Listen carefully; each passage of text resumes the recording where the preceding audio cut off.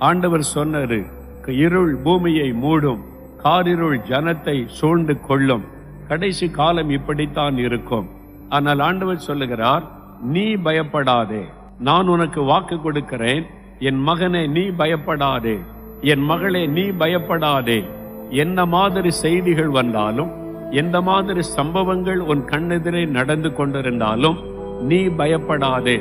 என்னை தாக்கி விடுமோ, நான் பாதிக்கப்பட்டு விடுவேனோ, நான் முடக்கப்பட்டு விடுவேனோ, மரணம் என்னை வாரிக்கொள்ளுமோ, அவ்வளவுதானோ என்று நீ பயப்படாதே. ஏன் தெரியுமா? நான் உன்னோடு கூட இருக்கிறேன். வானத்தை பூமி உண்டாக்கின தேவன் நான் உன்னோடு கூட இருக்கிறேன். வானம் எனக்கு சிங்காசனம், பூமி எனக்கு பாதபடி என்று சொன்ன சர்வ வல்லமுள்ள தேவன் நான் உன்னோடு கூட இருக்கிறேன். சிங்கத்தின் வாயை கட்டி தானியேலை விடுதலையாக்கி கொண்டு வந்த தேவன் நான் உன்னோடு கூட இருக்கிறேன். கடலை 2ஆக பிளந்து என் ஜனத்தை வெட்டாந்தரையிலே வழி நடத்தின தேவன் நான் உன்னோடு கூட இருக்கிறேன். அக்கனை சூளைக்குள் இருந்து ஷாத்ராக், மேஷாக், ஆபேத்நேகோவை வெளியே கொண்டு வந்து தப்புவித்த அந்த தேவனாகிய கர்த்தர் நான் உன்னோடு கூட இருக்கிறேன்.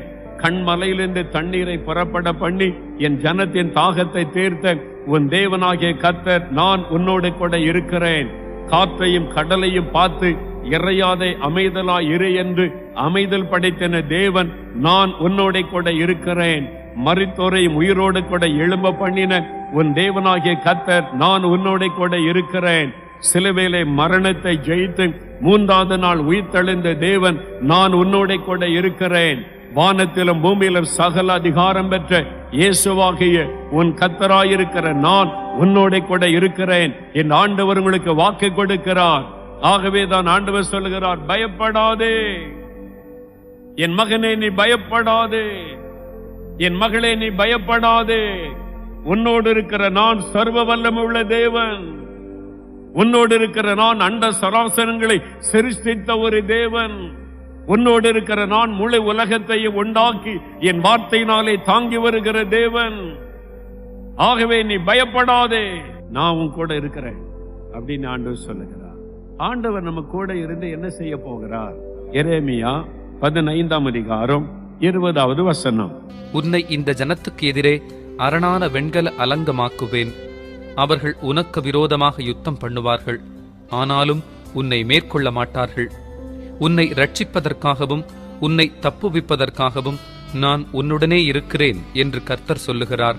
ஆண்டவர் சொல்றாரு, உன்னை ரட்சிப்பதற்கு மாத்திரம் அல்ல, உன்னை தப்புவிப்பதற்காகவும் நான் உன்னோட கூட இருக்கிறேன். உன்னை தப்புவிப்பதற்காக I am with you to deliver you. உனக்கு விடுதலை கொடுப்பதற்காக. ஏதோ ஒரு காரியத்தில் நீ அகப்பட்டிருக்கிறாய், கடன் பிரச்சனைக்குள்ளே நீ அகப்பட்டிருக்கிறாய், அதிலிருந்து உன்னால வெளியே வர முடியவில்லை. அந்த கடன் பிரச்சனை உங்களை அடிமையாக்கி விட்டது. நான் அதிலிருந்து உன்னை தப்புவிப்பேன். அந்த அடிமைத்தனத்திலிருந்து உன்னை விடுதலையாக்கும்படி உன்னோடு இருக்கிறேன் ஆண்டவர் சொல்லுகிறார். ஒரு வியாதி உன்னுடைய சரீரத்தை தாக்கிவிட்டது, அதிலிருந்து வெளியே வர முடியல. அந்த வியாதி உங்களை சிறுமைப்படுத்தி வேதனைப்படுத்தி பலவீனப்படுத்தி வேதனைப்படுத்தி கொண்டே இருக்கிறது. அந்த நோய் உங்களை அடிமையாக்கி வைத்திருக்கிறது. அந்த வியாதி உங்களை வேதனைப்படுத்துகிறது. ஆண்டவர் சொல்லுகிறார், அந்த வியாதியின் பிடியிலிருந்து நான் உன்னை தப்புவிப்பேன். அது கேன்சர் வியாதியா இருக்கலாம், ஆஸ்துமா வியாதியா இருக்கலாம், அது உன் பாதிக்கப்பட்ட சிறுநீரகமா இருக்கலாம், உன் சரீரத்தை பலவீனப்படுத்தின ஒரு நோயாக இருக்கலாம், உன் உறுப்புகளை பாதித்திருக்கிற வியாதியா இருக்கலாம். நான் அந்த வியாதியின் பிடியிலிருந்து உன்னை தப்புவிப்பேன். இன்றைக்கு அது நடக்க போகிறது. இன்றைக்கு உனக்கு ஒரு விடுதலை, இன்றைக்கு ஒரு சுகம். நான் உனக்கு உன்னை தப்புவிப்பேன் என்று ஆண்டவர் சொல்லுகிறார். இது ஒரு பிசாசினுடைய போராட்டம், பிசாசினுடைய கட்டு. பயத்தின் ஆவியில நான் பிடிக்கப்பட்டு விட்டேன், மரண பயம் சூழ்ந்திருக்கிறது. அன்று சொல்லுகிறார், நான் உன்னை இந்த பிசாசின் கையிலிருந்து உன்னை தப்புவிப்பேன். நீ பயப்படாத, நான் அல்லவா உனக்கு விடுதலை தருகிறவர், நான் அல்லவா உன்னை தப்புவிக்கிறவர். அதனால நீ பயப்படாதே என்று ஆண்டவர் சொல்லுகிறார். நம்மை தப்புவிக்கிற ஒரு தேவன் அவர். பொல்லாத மனிதர்கள் நமக்கு விரோதமாக எழும்புவார்கள். நம்ம வாழ்கிற நாட்கள் கடைசி கால கொடிதான காலம். நம்மை சுற்றிலும் பொறாமை கொண்ட மக்களும் பொல்லாத இருதயம் கொண்ட மக்களும் நம்ம வசிக்கிற இடத்துல இருப்பாங்க, நீங்க வேலை செய்கிற இடத்துல இருப்பாங்க, நீங்க பிசினஸ் பண்ணுகிற இடத்துல இருப்பாங்க, நீங்க ஊழியம் செய்கிற இடத்துல இருப்பாங்க. இவன் எப்பொழுது அழிவான், இவள் எப்பொழுது அழிவாள் என்று பார்த்து கொண்டே இருப்பாங்க. நமக்கு விரோதமா ஏதாவது தீமை செய்யலாமா, வில்லி சூனியம் பண்ணலாமா, இவங்களை எப்படியாவது கவிழ்த்து போடலாமா, இவங்களுடைய ப்ரமோஷனை தடுத்தரலாமா, இவங்களுக்கு வரக்கூடிய நன்மையை கெடுத்து விடலாமா என்ற பொல்லாத இறுதியும் கொண்ட மக்கள் நம்மை சுற்றிலும் இருப்பாங்க. நமக்குள்ள ஒரு மன சோர்வு வந்துவிடும். இப்படியெல்லாம் எங்களை படாத பாடுபடுத்துறாங்களே, இவங்க கையிலிருந்து என்னால தப்ப முடியுமா என்பதாக. தானியேல் 6ஆம் அதிகாரத்தை வாசித்து பாருங்க. தானியேல் என்ற ஒரு வாலிபன் பாபிலோன் தேசத்திற்கு அடிமையாய் கொண்டு வரப்பட்டவன். தேவன் அவனை உயர்ந்த ஸ்தானத்தில் வைத்தார். அவனுக்கு நல்ல ஞானம் கொடுத்து, திறமை கொடுத்து, அவன் உண்மை உள்ளவனாய் இருந்ததுனால மேலும் மேலும் கர்த்தர் அவனை உயர்த்தி கொண்டே வந்தார். அவனுடைய உயர்வை பார்த்த அவன் கூட இருந்த வேலை செய்த அதிகாரிகள் அவன் மேல பொறாமை கொண்டார்கள். ஐயோ, இவன் மேல மேல போறானே, அந்நிய தேசத்திலிருந்து வந்தவன், இவனுக்கு தானே ராஜா முக்கியத்துவம் கொடுக்கிறார், இவனுக்கு தானே ப்ரமோஷன் கிடைத்து கொண்டே இருக்கிறது, நம்ம இடத்தை இவன் எடுத்துக்கொண்டானே, இவனை அழிச்சிடணும், இவனை கொன்று விட வேண்டும், இவனை விரட்டி விட வேண்டும், இவனை இல்லாமல் செய்து விட வேண்டும். தந்திரமா கிரியை செய்யறாங்க. ஒரு சட்டத்தை இயற்றி தந்திரமாய் ராஜா கிட்ட கையெழுத்து வாங்கி தானியேலை சிங்க கபியில போடுறாங்க. சிங்க கபி, சிங்க அவனை சாப்பிட்றோம், அவ்வளவுதான், அவன் வாழ்க்கை முடிந்தது. சிங்க கபியில குகையில பசியோடு இருக்கிற சிங்கத்துக்கு இரையாக்கப்பட்டு விட்டான் அப்படின்னு நினைக்கிறாங்க. ராஜா சொல்றார் தானியேலை பார்த்து, அதான் ரொம்ப ஆச்சரியம். தானியேல் 6ஆம் அதிகாரம் 16ஆம் வசனத்துல, தானியேலே, நீ இடைவிடாமல் ஆராதிக்கிற உன் தேவன் உன்னை தப்புவிக்க வல்லவராயிருக்கிறார். அல்லேலூயா. இவர்கள் உனக்கு விரோதமாய் பொறாமையோடு எழும்பலாம், உன்னை சிங்க கபியிலே போடும்படியான சட்டத்தை கூட இயற்றலாம், ஒருவேளை சிங்கத்தின் அந்த குகையினுடைய வாசலை திறக்கலாம், உன்னை சிங்கத்துக்கு மத்தியில கீழே போடலாம். ஆனால் நீ இடைவிடாமல் ஆராதிக்கிற ஒரு தேவன், நீ நம்பி இருக்கிற தேவன், உன்னை உயர்த்தி வைத்திருக்கிற தேவன், அவர் உன்னை தப்புவிக்க வல்லமை உள்ளவர். ஒரு ராஜா தானியேலை தைரியப்படுத்துகிறார். அதே மாதிரி அடுத்த நாள் காலையில சிங்கங்கள் தானியேலை சேதப்படுத்தாதபடி தானியேல் உயிரோடு வெளியே கொண்டு எடுக்கப்பட்டார், தப்புவிக்கப்பட்டார். தானியேலை தப்புவித்த தேவன் உங்களையும் தப்புவிப்பார். உங்களை சுற்றில சிங்கங்கள் பட்சிக்கும்படி பீறி கொண்டு வரலாம், கர்ஜித்து கொண்டு வரலாம். ஆனா யூதா கோத்திரத்தின் சிங்கம் ஆண்டவர் இயேசு கிறிஸ்து உங்களுக்கு துணையாய் நின்று கொண்டிருக்கிறார். ஒருவரும் உங்களை சேதப்படுத்த முடியாதபடி, ஒருவரும் உங்களை அழித்து விட முடியாதபடி அவர் உங்களை தப்புவிக்க வல்லமை உள்ள ஒரு தேவன். அவர் உங்களை தப்புவிப்பார். என் ஆபத்து வேண்டுமானாலும் வரட்டும், எத்தனை பொல்லாத மனிதர்கள் எழும்பட்டும், என்ன தீங்கு வேண்டுமானாலும் செய்ய முயற்சிக்கட்டும், கர்த்தர் உங்களை தப்புவிக்க வல்லவர். ஒரு குடும்பத்தார் பாருங்க, பேங்க்ல வேலை செய்தாங்க. பெரிய ஆபீசரா மேனேஜரா இருந்தா 3 வருஷத்துக்கு ஒரு முறை அங்கங்க மாத்திடுவாங்க. கேரளாவுக்கு போங்க, ஆந்திராவுக்கு போங்க, வட இந்தியா போங்கன்னு மாத்திடுவாங்க. அப்படியே அந்த பேங்க் ஆபீசர்ன்றதுனால இவங்க அப்படியே மாறி மாறி பல இடத்துக்கு போனதுனால கடைசியில ரிட்டையர்ட் ஆன பிறகு சொந்த ஊர்ல வந்து குடியிருப்பதற்கு ஒரு வீடு கட்டினாங்க.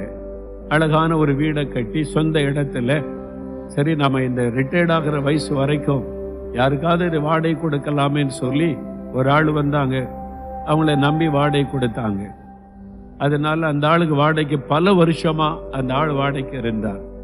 இப்போ அவங்க வேலையெல்லாம் முடிச்சு ரிட்டையர்ட் ஆயிட்டு, வயசு ரிட்டையர்ட் ஆன பிறகு, ஓய்வு பெற்ற பிறகு இனிமே சொந்த ஊர்ல சொந்த வீட்டுல இருக்கலாம் அப்படின்னு சொல்லி ஊருக்கு திரும்பினாங்க. வந்து சொன்னாங்க, ஐயா நாங்க இப்ப ரிட்டையர்ட் ஆயிட்டோம், வயசான காலத்துல எங்க சொந்த வீட்டுல இருக்க வேண்டியதான் வீடு கட்டினோம், இனிமே அந்த வீட்டை எங்களுக்கு கொடுத்துருங்க அப்படின்னு கேட்டாங்க. அந்த ஆளு பாருங்க, பயங்கரமான இருதயம் உள்ள ஆளு. இந்த வீடு உங்களுக்கா? நாங்க தானே இத்தனை வருஷம் இருக்கோம், 20 வருஷமா நாங்க தானே இருக்கோம், இந்த வீடு எங்களுக்கு தான் சொந்தம் அப்படின்னு பாருங்க, இந்த வீட்டை தனக்கு சொந்தமாக்க முயற்சி பண்ண ஆரம்பித்து விட்டான். இவங்க எவ்வளவு போய் அன்பா பேசி பார்த்தாங்க. இவங்க ஒரு அருமையான தாழ்மையான கிறிஸ்தவர்கள், அன்பா போய் பேசி பார்த்தாங்க, கேட்கல. அவன் இவங்களை மிரட்ட ஆரம்பிச்சுட்டான், இந்த பக்கமே வந்துடாதங்க என்னை. அந்த வீட்டை தனக்கு சொந்தமாக்கி கொள்ள அவன் பிரயாசப்பட்டு விட்டான். அதனால இவங்களை மிரட்டினான். இவங்களுக்கு என்ன பண்றதுன்னு தெரியல. இவங்க ரொம்ப சாந்தமா அமைதியான ஒரு குடும்பம், நேர்மையா நடக்கக்கூடியவங்க. எந்த தொந்தரவும் இல்லாம அமைதியா கடைசி காலத்துல வாழணும்னு விரும்புறவங்க, ஐயோ இந்த ஆள்கிட்ட போய் எப்படி நாம சண்டை போட முடியும், என்ன செய்வது, போலீஸ்ல போய் சொன்னாலும் பல வழக்குகள், அவன் என்ன சொல்லுவானோ, நமக்கு நீதி கிடைக்குமோ கிடைக்காதோ. ஆண்டவர்கிட்ட போய் ஜெபம் பண்ணாங்க, ஆண்டவரே அந்த வீட்டை எங்களுக்கு வாங்கி கொடுங்க, அநியாயமா எங்க வீட்டை சொந்தமாக்கி கொள்றான், எங்களுக்கு ஒரு அற்புதம் செய்யுங்கன்னு சொல்லி. அந்த மனுஷன் என்ன பண்ணா, இவங்களை விட்டு வைக்க கூடாது, இவங்களை முடக்கிடணும் அல்லது இவங்க அழிச்சிடணும்னு சொல்லி ஒரு மந்திரவாதியை போய் பார்த்தான். ஐயா, ஒரு ஆள் மேல மந்திரம் பண்ணணும், உன்னால என்ன செய்ய முடியும்? என்னால என்ன வேணாலும் செய்ய முடியும், நீ எவ்வளவு பணம் கொடுக்கறியோ அதுக்கு ஏற்றபடி மந்திரம் செய்வேன். கைய காலம் முடக்கணுமா, அதுக்கு இத்தனை ஆயிரம் கொடு. அவங்கள படுக்கையில் ஆக்கணுமா, இத்தனை ஆயிரம் கொடு. நீ கொடுக்கிற பணத்தை வச்சு நான் மந்திரவாதம் பண்ணுவேன். இல்ல அவங்க இருக்கக்கூடாது, அவங்க அழிஞ்சு போயிடணும். என்னையா சொல்ற? ஆமா, அப்பதான் அந்த வீடு எனக்கு சொந்தமாகும். அவங்க உயிரோடு இருந்த அந்த வீட்டை நான் சொந்தமாக்கிற முடியாது, அவங்கள அழிச்சிடணும்னு சொல்லி. பாருங்களேன் எப்படி நல்ல இருதயம் பாருங்க. பொல்லாத இருதயம் கொண்ட மக்கள் நிறைந்த ஒரு உலகத்திலே வாழ்ந்து கொண்டிருக்கிறோம். அவன் போய் மந்திரவாதிகிட்ட ஆயிரக்கணக்கா பணம் கொடுத்து அவனுடைய போட்டோவெல்லாம் கொடுத்து, இதான் அவனுடைய போட்டோ, இதை வச்சு மந்திரம் பண்ணின்னு சொன்னான். அவன் சொன்னான், இந்த குறிப்பிட்ட நாள்ல, வாரத்துல இந்த நாள்ல தான் மந்திரம் செய்யணும், ரத்த பலியெல்லாம் கொடுக்கணும், இவ்வளவு பணம் கொடுன்னு சொல்லி வாங்கி கொண்டான். நடு ராத்திரில உட்கார்ந்து அவன் மந்திரம் செய்ய ஆரம்பிச்சான். அந்த மந்திரம் செய்யற இடத்துல உட்கார்ந்து ரத்த பலியெல்லாம் மிருகங்கள் பறவைகளை பலியாய் கொடுத்து போட்டோ வச்சு மந்திரவாதம் பண்றான். அப்படியே மந்திரம் போட்டுக்கிட்டே இருக்கான், அப்படி புகை எழும்பிக்கிட்டே இருக்குது. இப்ப அந்த அசுத்த ஆவி வரும். இப்ப மந்திரவாதம் பண்ணும்போது அந்த பலி செலுத்துறதுனால அந்த அசுத்த ஆவி அவனை தேடி வர கண்ட்ரோல் பண்ணி வைத்திருப்பான். அந்த ஆவியை ஏவுவான், அவங்களை போய் முடக்கி விடு, அழித்து விடு என்று சொல்லி. அந்த அசுத்த ஆவிக்காக மந்திரவாதம் பண்ணி பண்ணி காத்திருக்கிறான். ரொம்ப நேரம் மந்திரவாதம் பண்ணிக்கிட்டே இருக்கிறான். இப்ப அந்த ஆவி வரும், அந்த அசுத்த ஆவியை அனுப்பி அவங்களை அழிச்சிடலான்னு சொல்லி காத்திருக்கிறான். திடீரென்று பிரகாசமான ஒரு வெளிச்சம் அந்த அறைக்குள்ள. என்னடா இது, நம்ம ஆளு இருட்டுல தானே வருவாரு, இவரு வெளிச்சத்துல ஒருத்தர் வந்து நிக்கிறாரு. இவனுக்குள்ள பயம் வந்து விட்டாரு. அவன் ஆச்சரியமா பார்த்தா இயேசு கம்பீரமாய் வந்து நின்றார். இயேசு வந்து நின்றார். அவன் மந்திரம் போட்டது அசுத்தாவியை வர வைப்பதற்கு.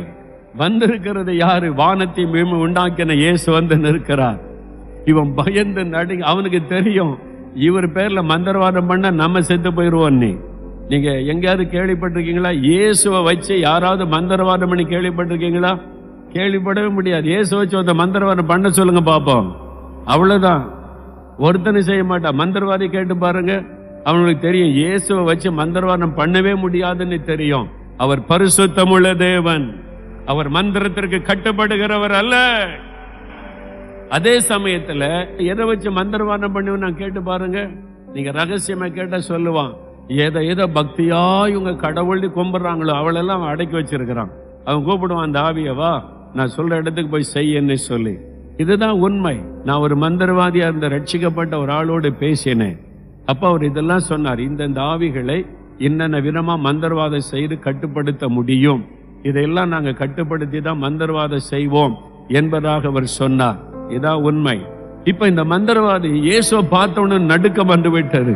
என்னடா இது, இவர் வந்து நிக்கிறாருன்னு சொல்லி. இயேசு வந்து சொன்னார், என் பிள்ளைகளுக்கு விரோதமாய் மந்திரவாதம் பண்றியா? என் பிள்ளைகள் அவர்கள். என் பிள்ளைகளுக்கு விரோதமாய் மந்திரவாதம் செய்ய உனக்கு எப்படி துணிகரம் வந்தது? என் கரம் உனக்கு விரோதமாய் எழும்பும். ஆண்டவர் சொன்னார், என் பிள்ளைகளுடைய வீட்டை விட்டு அவளை வெளியேற சொல், அல்லது என் நியாயத்தீர்ப்பு வெளிப்படும், என் கரம் நீட்டப்படும், நீ சொல் என்று சொல்லிவிட்டு இயேசு மறைந்து விட்டார். அவ்வளவுதான். இவன் பயந்து நடுங்கி மந்திரத்துல மூட்டை கட்டிட்டான். அடுத்த நாள் காலையில் அவளை வர வச்சு, நான் மந்திரவாதம் பண்ண ராத்திரியெல்லாம் அவன் இயேசு வந்தது சொன்னதெல்லாம் சொல்லல.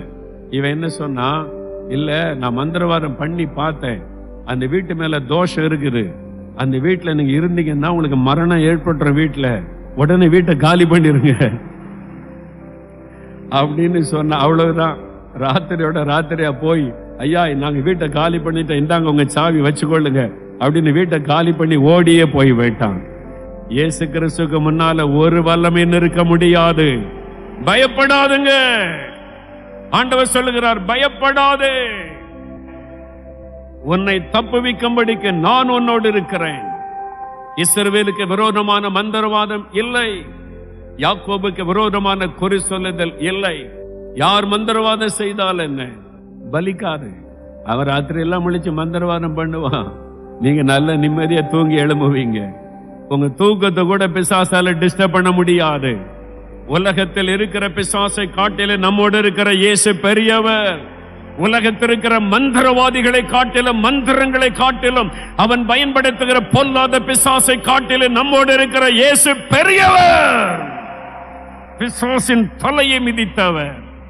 அவருக்கு முன்னால எந்த பிசாசு நிற்க முடியும்?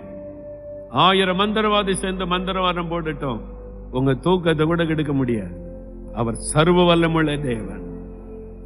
ஆனா நீங்க அவருக்குள்ள ஸ்ட்ராங்கா இருக்கணும், அதுதான் முக்கியம். ஜெபம் பண்ணாம பைபிள் வாசிக்காம நான் கிறிஸ்தவன் தான் சொல்லிக்கிட்டு இருந்தீங்கன்னா பிசாசு உங்க தலையில ஏறி உட்கார்ந்துருவான். நீங்க ஆண்டவருக்குள்ள கரெக்டா இருக்கணும். ஜெபம், வேத வாசிப்பு, பரிசுத்தமான வாழ்க்கை, ஆவில நிரம்பி ஜெபிக்கிறது, உண்மையுள்ள வாழ்க்கை, இதெல்லாம் கரெக்டா இருந்தா எந்த மந்திரவாதமும், உங்களுக்கு விரோதமாய் செய்யப்படுகிற மந்திரவாதம் பலிக்காது. ஆண்டவர் சொல்ல, நான் தப்பு வைப்பேன், யார் உன்னை சேதப்படுத்த முடியும்? பயப்படாத. கடன் பிரச்சனையா, பண பிரச்சனையா, மனிதரால போராட்டமா, உனக்கு விரோதமாய் அநியாயமாய் செயல்படுகிறாங்களா? பயப்படாத. நான் உன்னை தப்புவிக்கிற தேவன். எந்த இக்கட்டிலிருந்து உன்னை தப்புவிப்பேன். எவ்வளவு பெரிய ஆள் எழும்பட்டும், நான் உன்னை தப்புவிக்கிற தேவனாய் இருக்கிறேன். பயப்படாத. ஒரு சமயம் ஒரு பட்டணத்துக்கு போயிருந்தேன். அங்க பெரிய தொழில் செய்கிற ஒரு குடும்பத்தார் அவங்க வந்து சொன்னாங்க, ஐயா, எங்க வாழ்க்கையில இயேசு ஒரு அற்புதம் செய்தாருங்க. என்ன காரியம் என்று கேட்டேன். அந்த பட்டணத்தில் ஒரு ரவுடி இருந்தான்.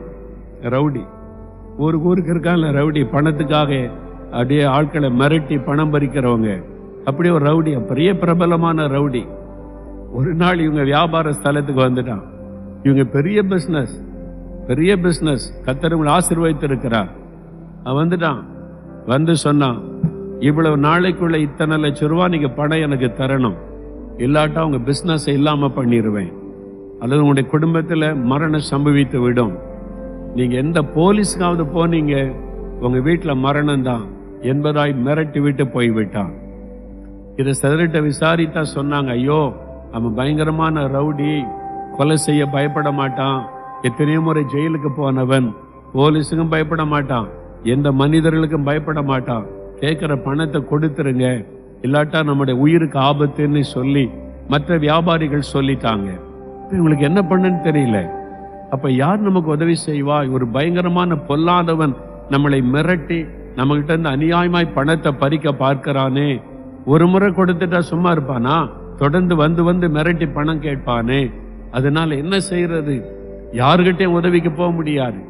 காவல்துறையில தெரிஞ்ச ஒருத்தரிட விசாரிச்சு அவர் சொன்னார், உண்மைதான், அவன் பயங்கர ரவுடி, கேட்கிற பணத்தை கொடுத்துட்டா நிம்மதியா இருக்கலாம், இல்ல நீங்க போலீஸ் அதுன்னு போனா ஜெயில போயிட்டு 4 மாசத்துல வெளியே வந்துருவான், வந்து மறுபடியும் உங்களை தான் குறி வைப்பான், எதுக்கு உங்களுக்கு அப்படின்னு சொல்லிட்டாங்க. இப்ப யாருமே உதவி செய்ய முடியாத நிலைமை. இந்த இக்கட்டிலிருந்து எப்படி விடுதலை அடைவது? அந்த பொல்லாத மனிதன் கையிலிருந்து எப்படி விடுதலை அடைவது? பயம், மரண பயம், என்ன செய்வதுன்னு தெரியல. அவன் குறித்த நாள் நெருங்கி கொண்டிருக்கிறது. அந்த குறித்த நாளுக்குள்ள அந்த பணம் கொடுத்து விட வேண்டும். இவங்க ஜபிக்கிறாங்க, நாளைக்கு அவன் குறிச்சுட்டான், நாளைக்கு அவன் வந்து நிப்பானே, இவ்வளவு லட்சத்தை நம்ம எப்படி கொடுக்கிறது? ராத்திரில அவங்க ஜெபம் பண்ணாங்க, இயேசுவே, எங்களுக்கு ஆபத்துல நீங்க தான் உதவி செய்கிற தேவன், எங்களுக்கு உதவி செய்ய யாருமே இல்லை, இந்த பொல்லாதவன் கையிலிருந்து நீங்க தான் எங்களை தப்பு வைக்கணும்னு சொல்லி ராத்திரி ஜெபம் பண்ணி படுக்கைக்கு போனாங்க. அடுத்த நாள் காலையில எழுந்த போது ஒரு பயம், இயற்கையா எல்லா மனிதர்களுக்கு இருக்கிற மாதிரி. ஒரு பக்கம் விசுவாச ஜெபம் இருந்தாலும் இன்னொரு பக்கம் ஒரு சின்ன பயம், அவன் வந்துருவானோ, என்ன பதில் சொல்லுவது என்று சொல்லி. ஆனா ஒரு செய்தி வந்தது. இரவு நேரத்துல, இரவோடு இரவாக 2 குரூப்புக்கு சண்டை வந்ததுல அவன் கொலை செய்யப்பட்டு விட்டான். அவன் மரித்து போய்விட்டான். உலகத்துல இல்ல, அவன் மரித்து போய்விட்டான் என்ற செய்தி வந்தது. இல்லவே இல்லை, போய்விட்டான். உனக்கு விரோதமாய் எழும்பினவர்களை நீ தேடியும் காணாதிருப்பாய். ஆண்டவர் சொல்லுகிறார், உனக்கு விரோதமாய் எழும்பினவர்களுக்கு விரோதமாய் கர்த்தர் எழும்பி யுத்தம் பண்ணுவார். தேவன் அவனை மரணத்திற்கு ஒப்பு கொடுத்து விட்டார்.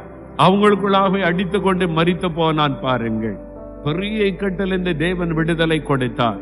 எனக்கு அன்பானவர்களே, நீங்க எந்த ஆபத்தில் இருந்தாலும் உங்களை தப்புவிக்க அவர் உங்களோடு கூட இருக்கிறார். அவமானம், நிந்தை, குழந்தை இல்ல, கற்பத்தின் கனி இல்ல என்ற நிந்தைக்கு நடுவில், அவமானத்துக்கு நடுவில் தவிக்கிறீங்களா? ஆண்டவர் சொல்லுகிறார், அந்த அவமானத்திலிருந்து உனக்கு விடுதலை கொடுக்க நான் கூட இருக்கிறேன். அந்த நிந்தை பரிகாசத்திலிருந்து உன்னை விடுதலையாக்க நான் உன்னோடு இருக்கிறேன் என் ஆண்டவர் வாக்கு கொடுக்கிறார். ஆகவே ஆண்டவர் கூட இருக்கிறதுனால எல்லா இக்கட்டிலிருந்தும் உங்களை தப்புவித்து உங்களை பாதுகாப்பார். ஆண்டவருக்கு நன்றி சொல்லுங்க. அல்லேலூயா. என்னை தப்புவிக்கும்படி கர்த்தர் என்னோடு இருக்கிறார்னு சொல்லுங்க. இந்த வியாதியின் பிடியில் இருந்து அவர் தப்புவிப்பார். பொல்லாத மனிதர்கள் கையில் இருந்து அவர் தப்புவிப்பார். பொல்லாத பிசாசின் கையில் இருந்து அவர் என்னை தப்புவிப்பார். இந்த இக்கட்டில் இருந்து அவர் என்னை தப்புவிப்பார் சொல்லுங்க. இந்த வருடம் ஆண்டவர் உங்களை நெருக்கி கொண்டிருக்கிற எல்லா போராட்டத்திலிருந்து விடுதலை கொடுத்து தப்புவித்து வழி நடத்துவார். பிரியமானவர்களே, இயேசு கிறிஸ்துவின் நாமத்தில் உங்கள் யாவருக்கும் என்னுடைய அன்பின் நல்வாழ்த்துக்கள். ஆண்டவர் சொல்றாரு உங்களை பார்த்து, என் மகனே நீ பயப்படாதே, இந்த வருஷம் மாத்திரம் இல்லை, கடைசி வரைக்கும் நான் உன்னோடு கூட இருக்கிறேன். நான் கூட இருக்கிறதுனால நீ பயப்படாதே. என் மகளே நீ பயப்படாதே, நான் உன்னோடு இருக்கிறேன். அதான் ஆண்டவர் கொடுக்கிற வாக்கு தத்துவம். ஆண்டவர் சொல்றாரு, உன்னை ரட்சிக்கிறதற்கு மாத்திரம் இல்லை, உன்னை தப்புவிப்பதற்கும் நான் உன்னுடனே கூட இருக்கிறேன். நீ பயப்படாத, உன்னை தப்புவிக்கிறதுக்கு நான் இருக்கிறேன் கூட. அப்போ ஆபத்து உண்டாக்குற பொல்லாத மனிதர்கள் நிறைந்த உலகம், நான் வாழ்கிற இந்த உலகம் பொல்லாத ஒரு உலகம். நம்மளை எப்படியாவது அகப்படுத்தணும், சிக்க வைக்கணும், எதிலாவது நெருக்கணும்னு சொல்லி நமக்கு விரோதமாக எழும்புகிற பொல்லாத மனிதர்கள் ஒரு பக்கம், ஒரு சிங்கத்தை போல பீறி போடுவதற்கு எழும்புகிற மக்கள் இன்னொரு பக்கம், கெர்ச்சிக்கிற சிங்கம் போல பிசாசு ஒரு பக்கம், நம்மை ஏதாவது ஒன்றில் அகப்படுத்தணும், நம்ம அழித்து போடணும், நம்முடைய காரியத்தை அபகரித்து கொள்ளணும்னு சொல்லி பயப்படுத்துகிறவங்க, நமக்கு விரோதமாய் செயல்படுகிற மனிதர்கள் மாத்திரம் இல்லை, பொல்லாத ஆவிகள், மந்திர பெலிசோனிய வல்லமைகள் என்று எத்தனையோ ஆபத்துகள். ஆண்டவர் சொல்கிறாரு, இந்த உலகம் அப்படிப்பட்டது தான், நீ பயப்படாத, நான் கூட இருக்கிறேன் உன்னை தப்புவிப்பதற்கு. சாத்தான் எத்தனை விதமாக உனக்கு விரோதமாக எழும்பட்டுமே, நான் உன்னை தப்புவிக்க கூட இருக்கிறேன் அப்படின்னு ஆண்டவர் சொல்கிறார். இப்போ ஆண்டோட இருதயத்தில் கை வைத்து சொல்லுங்க, உங்கள் வாக்குத்தத்தத்தை விசுவாசிக்கிறேன், நீங்கள் ஏன் கூட இருங்க, என்னை நடத்துங்க, இந்த ஆசீர்வாதத்தில் கட்டளையிடுங்க, நீ ஜெபம் பண்ணுங்க, நாம் ஜெபிக்கலாம். தகப்பனே, அருமையான இந்த பிள்ளைகளுக்கு நீர் கொடுத்த வாக்கு தத்தத்திற்காய் ஸ்தோத்திரம். நீ பயப்படாதே, நான் உன்னோடு இருக்கிறேன் என்று வாக்கு கொடுத்த தேவனுக்கு ஸ்தோத்திரம். ஆண்டவரே, நீ தப்புவிக்கிற ஒரு தேவன், எந்த ஆபத்தில் இருந்தாலும் உடைய பிள்ளைகளை தப்புவித்து அருளும். இயேசு கிறிஸ்துவின் நாமத்தில் வியாதியின் பிடியிலிருந்து தப்புவியும். அவளை பல வருடமாய் தொடர்ந்து வருகிற வியாதிகள், பரம்பரையாய் தொடர்ந்து வருகிற வியாதிகள் இயேசு கிறிஸ்துவின் நாமத்தில் விலகி போகட்டும். இந்த பிள்ளைகளுக்கு விரோதமாய் எழும்புகிற மந்திரவாதங்கள், பெல்லிசோனியங்கள், உபத்திரவங்கள் இயேசுவின் நாமத்தில் அழிக்கப்பட்டு போகட்டும். எல்லா பயத்திலிருந்தும் அவளை தப்புவித்தருளும், விடுதலை கொடுத்தருளும். ஆண்டவரே, வேலையிலே, பிசினஸிலே, குடும்பத்திலே பிசாசு கொண்டு வருகிற போராட்டங்கள், நெருக்கங்கள், உபத்திரவங்கள் எல்லாவற்றிலிருந்து அவளை தப்புவித்து ஒரு பெரிய மன மகிழ்ச்சி அவளுக்கு தாரும். உம்முடைய பிள்ளைகளுக்கு விரோதமாய் எழும்புகிற பெல்லிசோனிய வல்லமைகள் அழியட்டும். மனுஷேக வல்லமைகள் இயேசுவின் நாமத்தில் அழியட்டும். நெருக்குகிற உபத்திரவத்தை கொண்டு வருகிற சந்தனுடைய கிரியைகள் அழியட்டும். எல்லாவற்றிலிருந்து அவங்களை நீர் தப்பு வைத்து மகிழ்ச்சியோடு கூட வழி நடத்தும். பிள்ளைகளை காத்துக்கொள்ளும், போக்கு வரத்திலே காத்துக்கொள்ளும், நம்முடைய சொத்துக்களை காத்துக்கொள்ளும். எல்லாவற்றின் மேல் நம்முடைய பாதுகாப்பு நடத்தட்டும். இயேசு கிறிஸ்துவின் நாமத்தில் இந்த ஆசீர்வாதம் உண்டாகட்டும். நீ பயப்படாதே, நான் உன்னோடு இருக்கிறேன் என்று சொன்ன ஆண்டவர் அவருடைய பயத்தை உள்ளத்தை விட்டு எடுத்து போடுவீராக. தைரியப்படுத்தி வழி நடத்தும். இயேசு கிறிஸ்துவின் நாமத்தில் ஜெபிக்கிறேன் பிதாவே, ஆமேன், ஆமேன். ஆண்டவர் அற்புதம் செய்துட்டார். இந்த வாக்கு தத்தத்தை தினமும் நீங்க சொல்லி ஜெபிக்கணும். நீங்க, நான் பயப்பட மாட்டேன், நீங்க என் கூட இருக்கிறீங்க, உமக்கு ஸ்தோத்திரம், எங்க குடும்பத்தில் எங்க கூட இருக்கிறீங்க, உமக்கு ஸ்தோத்திரம்னு நல்லா துதித்து ஜெபிங்க. தினந்தோறும் அற்புதங்களை காண்பீங்க, அதிசயம் நடக்கும். நீங்கள் மகிழ்ந்து களி கூறுவீர்கள். ஆமேன்.